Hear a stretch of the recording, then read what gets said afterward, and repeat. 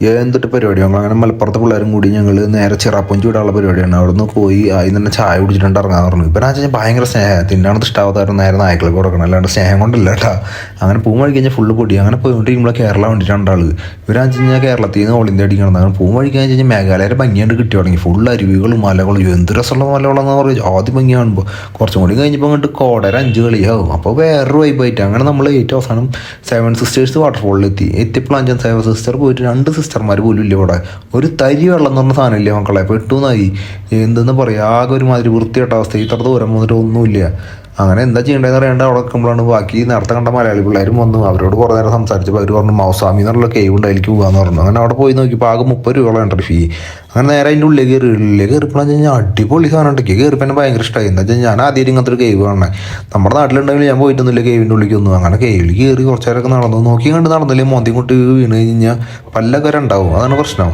അങ്ങനെ കണ്ടമാനം ആൾക്കാരുണ്ട്. എന്താ വെച്ച് കഴിഞ്ഞാൽ 7 സിസ്റ്റേഴ്സ് വാട്ടർഫോളിൽ ആരും ഇല്ല. അപ്പോൾ എല്ലാവരും ഇങ്ങോട്ടാണ് വരണേ. അങ്ങനെ കുറച്ച് കഴിഞ്ഞപ്പോൾ ഫുള്ള് ഇരുട്ടായി തുടങ്ങി. ജാതി പോയി. അങ്ങനെ ഞാൻ അങ്ങനെ ആസ്വദിച്ച് നടക്കുക. നോക്കി കണ്ട് വീണില്ലെങ്കിൽ പറഞ്ഞില്ലേ അതേപോലെയാണ്. ഇടയ്ക്കൊക്കെ വീഴാനൊക്കെ പോകും കാലം മുടങ്ങിയിട്ട് വന്നു. അത് കാലിന് പ്രശ്നമുള്ളവരും ഞൊണ്ടിട്ടാണ് നടക്കണേ. അങ്ങനെ കുറച്ച് കഴിഞ്ഞപ്പോൾ വിളിച്ചായി. ഈ ഇരുട്ടത്തിൻ്റെ ഉള്ളിൽ നിന്ന് ഗുഹയുടെ ഉള്ളിൽ നിന്ന് പുറത്തേക്കാണ്ട് വിളിച്ചത് കിടക്കുമ്പോൾ ഒരു ഫീലുണ്ട്. എന്ത് ഫീൽ എന്ന് പറയും, ജാതി രസാട്ടാ. അങ്ങനെ അത് കഴിഞ്ഞപ്പോൾ ഞാൻ കഴിഞ്ഞു വിചാരിച്ചു. നോക്കുമ്പോൾ കഴിഞ്ഞിട്ടില്ല, അപ്പുറത്ത് വേറൊരു വഴിയുണ്ടെന്ന്. അങ്ങനെ പിന്നെ ഒന്നും നോക്കില്ല, അതിൻ്റെ ഉള്ളിലേക്ക് പോയി. അങ്ങനെ അതിൻ്റെ ഉള്ളിലേക്ക് കുമ്പിട്ടിട്ട് കടന്നു പോകണ്ട. അങ്ങനെ അതിൻ്റെ ഉള്ളിലേക്ക് പോയി കഴിഞ്ഞപ്പോൾ അവിടെ വഴി കഴിഞ്ഞു. അപ്പോൾ നോക്കുമ്പോൾ പിന്നാലെ എല്ലാവരും വരുന്നുണ്ട് കേട്ടാ.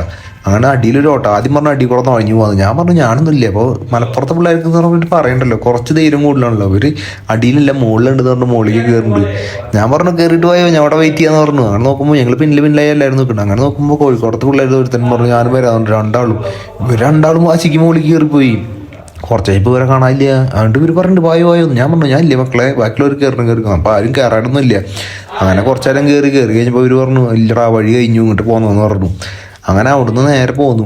എന്താ ഇറങ്ങുമ്പോൾ അങ്ങനെ വീണ് കഴിഞ്ഞിട്ടില്ല, മൂക്കും പല്ലും ഒക്കെ അടിയും ഒക്കെ ഒന്നാവും. അങ്ങനെ നോക്കുമ്പോൾ ലൈവ് മ്യൂസിക് കാര്യങ്ങളൊക്കെ ഉണ്ട്. അങ്ങനെ അവിടുന്ന് നേരെ വിട്ടു. ഇവർ പറഞ്ഞു ഡബിൾ ഡെക്കർ കാണാമെന്ന്. ഞാൻ പറയുന്നുണ്ട് ഡബിൾ ഡെക്കർ പോയി കഴിഞ്ഞാൽ എത്തില്ല, അത്യാവശ്യം ടൈം വേണമെന്നൊക്കെ പറയുന്നുണ്ട്.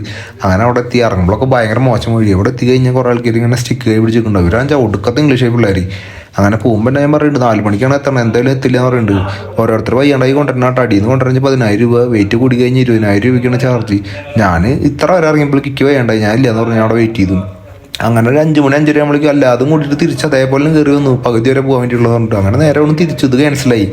നേരെ ഭക്ഷണം കഴിക്കാനുള്ള പോയി. അങ്ങനെ നേരെ പോയി റൂം എടുത്തു. രാത്രിയാകുമ്പോഴേക്കും മഴയൊക്കെ പെയ്തു. അങ്ങനെ നേരെ റൂം എടുത്തപ്പോൾ അവരുടെ കയ്യിൽ മാഗി ഒക്കെ ഉണ്ടായിരുന്നു. അതും കഴിച്ചു.